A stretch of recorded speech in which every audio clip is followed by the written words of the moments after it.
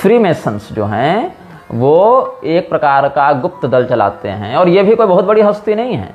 ये जितने भी इस प्रकार की सोसाइटीज़ हैं, चाहे आप रॉकफेलर रॉथस्चाइल्ड को देख लें, या जो 13 यूनियंस हैं वो देख लें, या फ्रीमेसन्स को देख लें, या कुछ लोग इनको इल्यूमिनाती के नाम से प्रचारित करते हैं उनको देख लें, या जो भी नाम दे दें, ये सभी कठपुतलियाँ एक बड़ी आसुरी शक्ति से संचालित होती हैं। अब वो आसुरी शक्ति का वास्तविक नाम क्या है, वो दिखता कैसा है, वो रहता कहाँ है, इस विषय में यहाँ बैठे बैठे ना पता लगाना संभव है और ना देखना संभव है।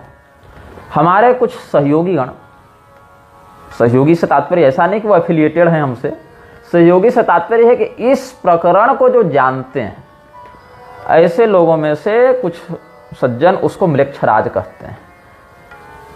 म्लेच्छराज कब से है इस विषय में वो अपना शोध करते हैं, हमारा अपना शोध है। वर्तमान में जो म्लेच्छराज की सक्रियता है जो हमारे अनुभव में आई है वो 14वीं शताब्दी के बाद से आई है, जिसको प्रचलित काल गणना के अनुसार देखें, ईसा मसीह वाली गणना से ही देखें तो 14वीं शताब्दी के बाद से उसकी सक्रियता विशेष बढ़ी है।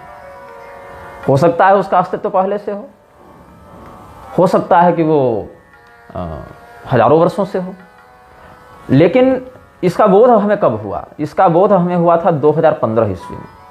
उस समय पूरे भारत में मेरी जानकारी में मेरे अतिरिक्त और 2 व्यक्ति उसको जानते थे। एक पूरी पीठ के शंकराचार्य स्वामी निश्चलानंद सरस्वती जी और एक कौलांतक पीठ वाले सत्येंद्र नाथ जी। ये 2 व्यक्ति ही उस म्लेच्छराज को जानते थे। अब कितना जानते थे पता नहीं, हो सकता है आप इनसे पूछने जाएं तो सार्वजनिक रूप से इन बातों को न बताएं, लेकिन दिव्य विधा का आश्रय लेकर हम लोगों ने यह पता किया तो मेरे अतिरिक्त ये दोनों भी जानते थे। हो सकता है और लोग भी जानते हों, लेकिन इतने लोगों पर मेरा विश्वास है कि ये जानते थे। और ये म्लेच्छराज ही इस प्रकार के जो प्रपंच हैं, चाहे महामारियों के रूप में हो, चाहे आविष्कारों के रूप में हो, चाहे पॉलिटिकल इंटरफेरेंस हो, चाहे किसी देश की सत्ता को गिराना हो, उठाना हो, बैठाना हो, चाहे किसी देश की अर्थव्यवस्था को मटियामेट करना हो या चमकाना हो, या किसी प्रकार का फॉल्स फ्लैग ऑपरेशन करवाना हो, ये सारे कार्य में यही म्लेच्छराज प्रधान हेतु होता है।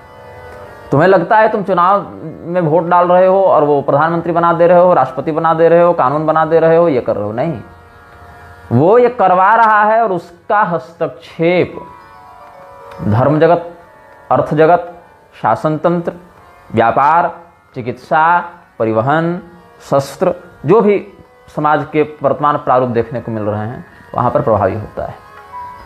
अब दिव्य विधा का आश्रय लेकर हमने उसके स्वरूप को देखने का प्रयास किया तो वो तो हजारों वर्षों से आसुरी शक्तियों का आराधक है।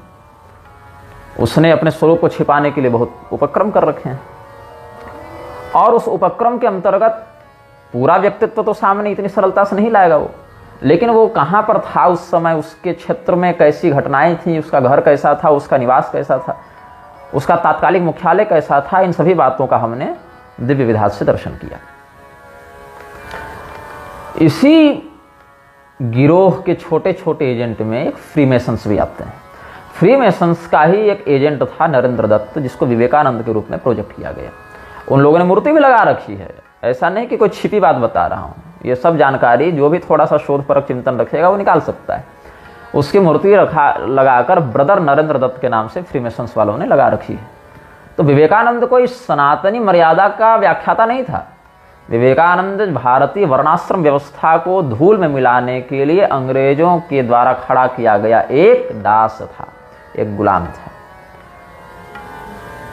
जिसने उन्हीं बातों का प्रचार किया जो अंग्रेज चाहते थे कि वो बोले। वहां हिंदू धर्म को बड़ा दिखाने के लिए नहीं गया था वो। एक ऐसी व्यवस्था जो ईसाइयत के नेतृत्व में अपनी कुल परंपरा मर्यादा का परित्याग करके पोप की अथवा समानांतर सत्ताओं के शासन को स्वीकार करे, ये उसका उद्देश्य था। और इसी बात को न समझने के कारण मूर्ख लोग उसको हिंदू धर्म का प्रतिमान एक महापुरुष के रूप में स्थापित करने लगे। अब व्यक्ति जो है कितना दोगला हो गया है ये समझिए, मानसिकता उसकी कितनी बदतो व्याघात से युक्त हो गई है समझिए।